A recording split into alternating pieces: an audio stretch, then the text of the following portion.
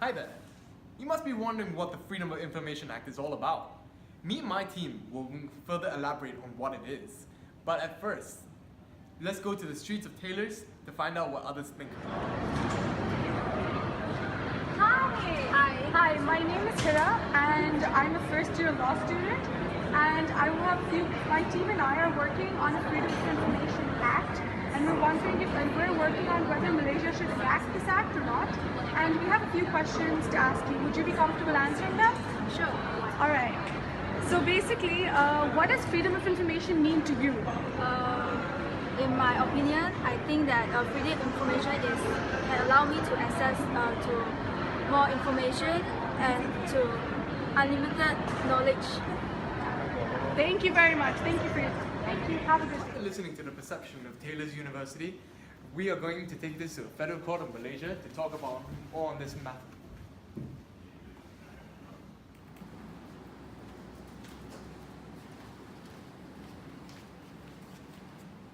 Thank you, Your Honor. In order for us to continue this discussion, I would like to bring to your attention certain countries where the Freedom of Information Act was enacted and the consequences that have been observed in these countries. There are several examples of countries that have established and enacted the Freedom of Information Act for their citizens. Therefore, Malaysia can emulate these countries as they have ample experiences regarding the issue. Amongst these countries is the United Kingdom. Let us mull over the history of the Freedom of Information Act in the United Kingdom. Freedom of information was birthed and instilled into the general public during the 1997 general election in the United Kingdom, where there was a manifesto commitment that was clamored by the Labour Party. This issue was a relatively novel concept for the public, as prior to its introduction, the general public possessed no explicit rights of access to governmental information and facts. Rather, it was merely a narrow and limited voluntary framework for sharing information. Subsequently, a draft bill was then incepted and published in May 1999. To no surprise, the bill was extensively debated and discussed in the House of Commons and the House of Lords, and finally was able to receive the royal assent in November 2000. Generally, it was perceived to be a turning point and beneficial for the population of the United Kingdom, as there is a closer relationship between the individuals and the state. However, there are a few limitations to the Act, as seen in the case of Department of Health and Information Commissioner. In this case, it was held that there are Freedom of Information Act exceptions on the disclosure of covered information relating to the formation or the development of government policy. Disclosure of such a sensitive information may outweigh the benefits of the Freedom of Information Act. Can I ask you a question? Of course. In your opinion, what do you think is the advantage of the Freedom of Information Act? In my opinion, the benefits of Freedom of Information Act is that it creates a government that is transparent, and so therefore people can access certain information.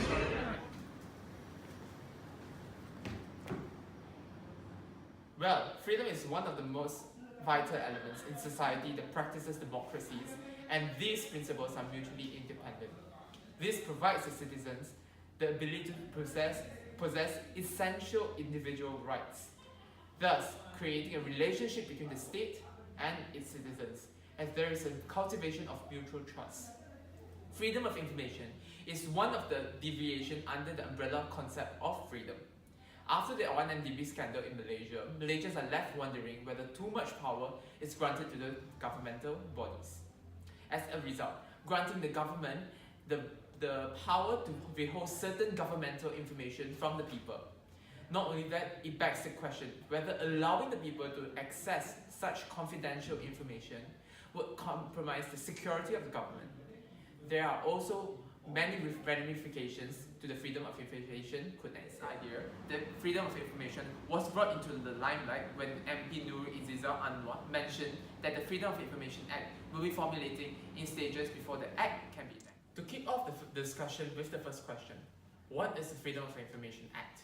It refers to the provisions that enable any person by giving them the substantial rights to request governmental records, documents and information. However, there are exceptions to the provisions, namely involving records that are protected from disclosure by either the stated 9 exemptions contrasted in the law or by 1 or 3 special law enforcement record exclusions.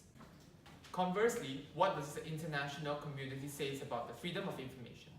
With reference to the Universal Declaration of Human Rights Section 19 says that everyone has the liberty to attain and provide information regardless of frontiers. You must be wondering, such a profound concept, is the concept application or has the concept been adopted by the Malaysian government?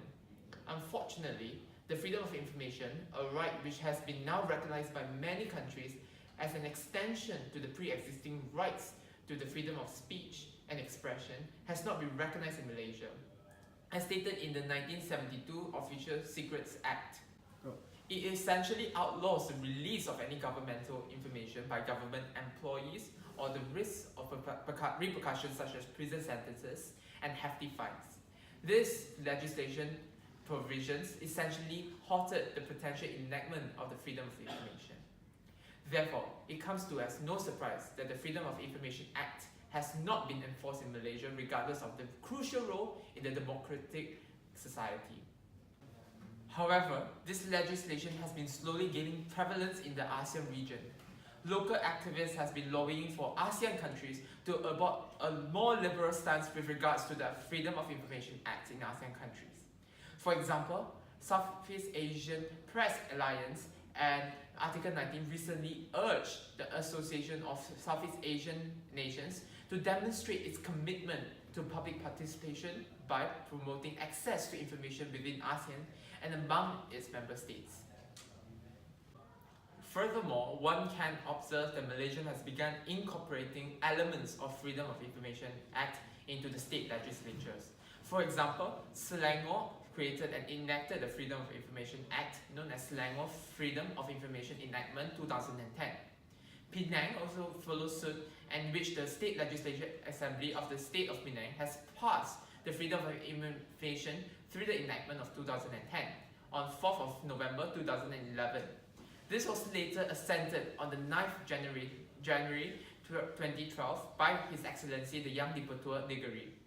These provisions slowly show that Malaysia has begun to acknowledge individual rights of freedom to access governmental information. Thank you, Hira, Shahir, and Ben, for giving us the introduction to what is Freedom of Information Act. Now, Muhammad is going to further expound on the reasons of why we need this in Malaysia. For brevity, the freedom of information uncovers the veil between the government and its citizens, because its citizens can act as a check and balances for the government. As one may come to wonder, the reasons behind the need for Malaysia to be granted the Freedom of Information Act, simply put, is having a restriction of information imposed in the people would prove to be counterintuitive. To deny human beings information would be to deny their chance at growth and self-improvement. To deprive human beings of information is to rob them of an important opportunity to develop their potential to the fullest, and is a violation of their human rights. Human beings need information to become what they should be, their individual personalities. Political and social identities and economic capabilities are shaped by the information available to them. Hence, in the modern democratic world, emphasis is on open government participation by the people in government is regarded as an important aspect of democracy. But people cannot participate unless they have information regarding government functioning. Without said act, there exists a contradiction. Freedom of information and freedom of expression should be enforced in tandem. This contradiction is certainly prevalent, even in this country. In Malaysia, the starting point for the discussion of freedom of information or right to information would be the federal constitution. For example, the right to speech and expression in the restraints on this fundamental liberty are provided in the Article 10A of the Federal Constitution, which states that, subject to clauses 2, 3, and 4, every citizen has the right to freedom of speech and expression. However, there is no elaboration of the scope and the extent of the right of its continuing parts. There are pros and cons to this matter. Hence, we are going to examine the relevancy and available provisions to whether they are sufficient for the people and to pursue the potential benefit and detriment that could ensue from this action. One may ponder the necessity of enforcing the Freedom of Information Act. This is because one may reap tangible benefits from said act. Major benefit of having the Freedom of Information Act is that it allows the average man access to the inner proceedings of the government. This is vital as governmental decisions not only affect the country, but it also has ramifications on person-by-person basis. In other words, anything that government says or does should be public knowledge that anyone can obtain without difficulty. Prior to the Freedom of Information Act, the public was expected to wait until records became available in a record office to dig behind the Public Authorities Office pronouncements, that or rely on somebody leaking them. Historian and peer lord Peter Hennessy has observed that releases of public records by national archives are a form of delayed freedom of information. The advent of this act will also allow people to voice their concerns regarding governmental decisions. This ensures that the government cannot carry any decisions without sufficient supervision. As such, it is incredibly advantageous that the act be legislated. However, the main benefits of the Freedom of Information Act do not merely stem from a social aspect alone. As a matter of fact, it can also serve to benefit society from an academic perspective, namely through the endeavor of research. The Freedom of Information Act can serve as a vital tool in the realm of research. This can be seen through the Act of Freedom of Information, which requests to obtain primary information from public bodies, or at the very least data created by said bodies by granting access of primary information to the general public. That it allows the scope of research to be expanded beyond what would normally be possible via secondary information alone.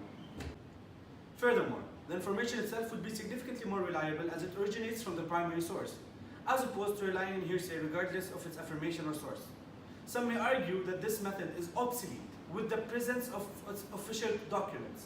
Thus, it could be argued that requesting information through the Freedom of Information Act should be and would be unnecessary. However, it should be noted that the information itself may not be in line with the requirements of any particular researcher. This is because said researcher would likely have to have much more control over the type of information obtained. Through Freedom of Information requests, the requested information can be tailored to suit the needs of the individual researcher. As such, this would certainly benefit researchers, thus providing the benefits of Freedom of Information Act. The Freedom of Information Act could prove to be a vital tool to the media. This is essentially because the media can report the government's actions to the general public without having to worry about the hassle of acquiring the information in the first place. Media's access to authentic information is a right in every democratic country so that they can help the citizens be more aware of their government's actions and, if any, the consequences of their actions. In addition to that, the Freedom of Information enables the public to be unfettered from government censorship. This is because the role of the government is not to dictate what information can be presented for the public, but to uphold the freedom and the individual prerogative. Hi, I'm Ben. Hi, I would like to ask a question. In your opinion, what would be the potential disadvantages for Freedom of Information Act? So I think it's actually quite disadvantaged due to the national information have been compromised, so that it will bring out a disadvantage to all of us.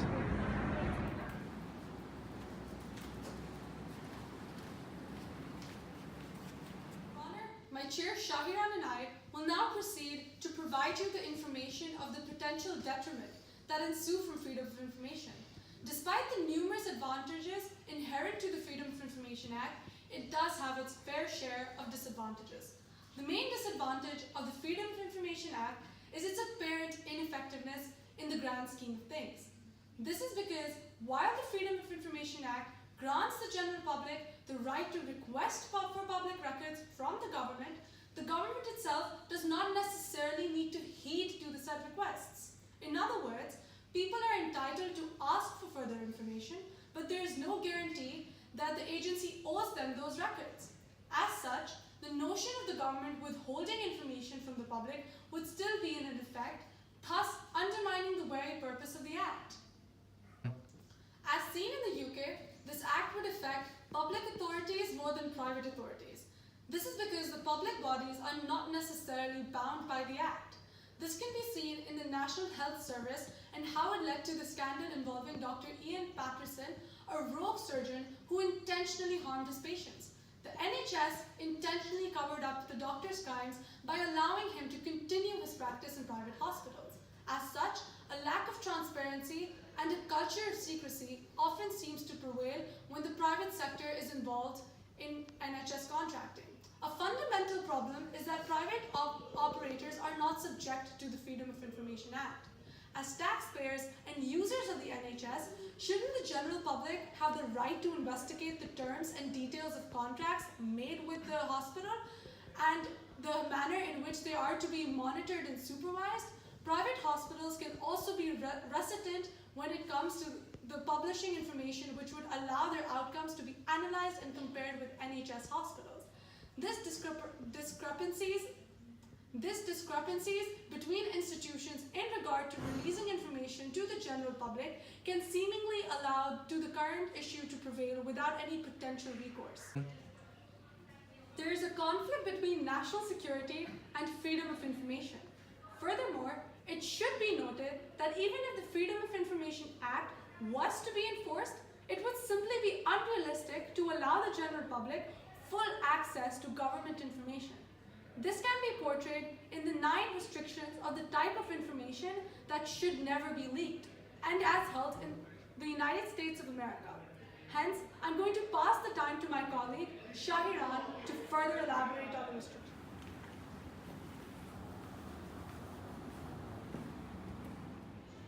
The first restriction comes in the form of any information that's classified for national security purposes.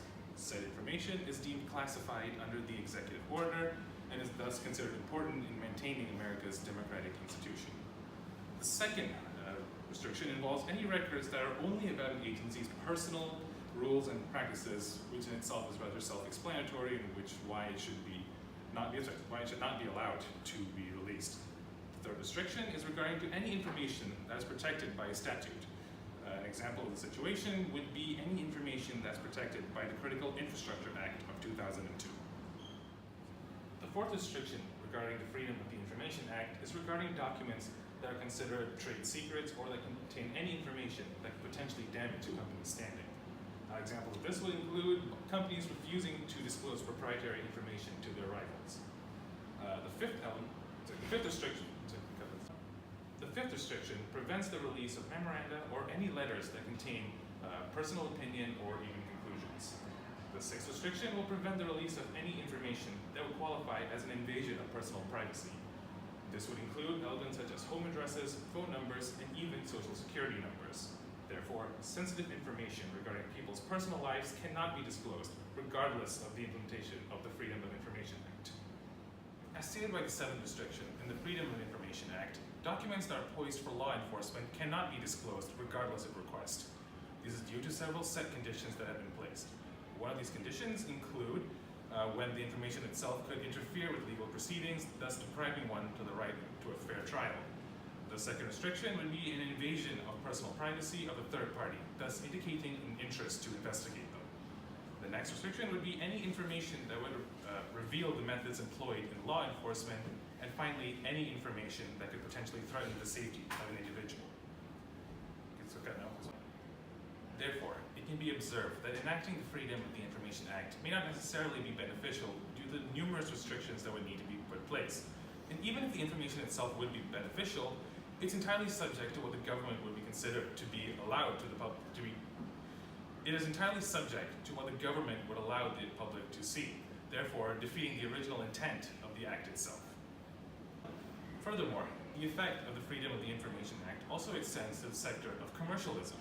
In other words, people have and will apply the Act into their businesses. And this is not merely conjecture, this is not merely conjecture, as it has already been applied in the United States, in which businesses have attempted to obtain information for their own benefit. While the integration of the Freedom Act with businesses may seem beneficial on a superficial level, it has unfortunately given rise to an unforeseen circumstance, namely the birth of a cottage industry. Now, in this cottage industry, there are companies whose sole purpose is to simply purchase and to resell government information to gain a profit. This is clearly an exploitation of an available service which serves to only further dilute the sanctity of information.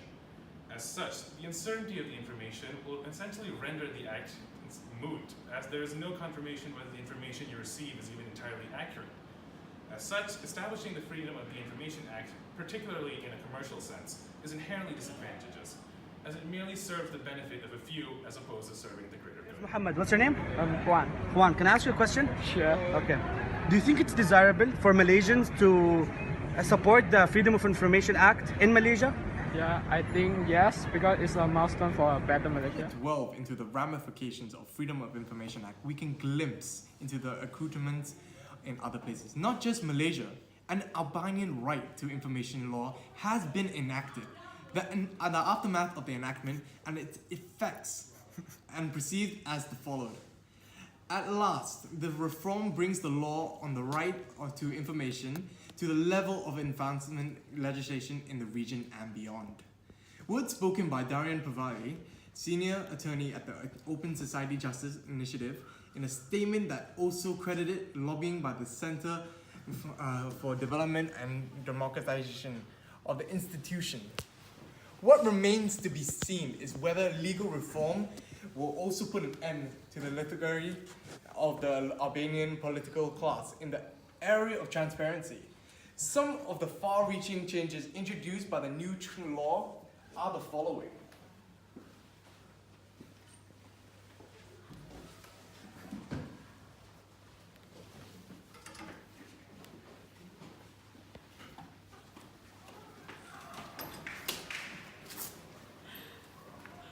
Setting up a new body charged with supervising and monitoring compliance with the new law. New, shorter dates. Proactive dissemination of information. Public authorities are now obliged to make certain categories of information available proactively. Introduction of a more extensive definition of term public information. Introduction of a more extensive definition of term public authority. Lastly, to ensure effective response to our information requests. Thank you for watching.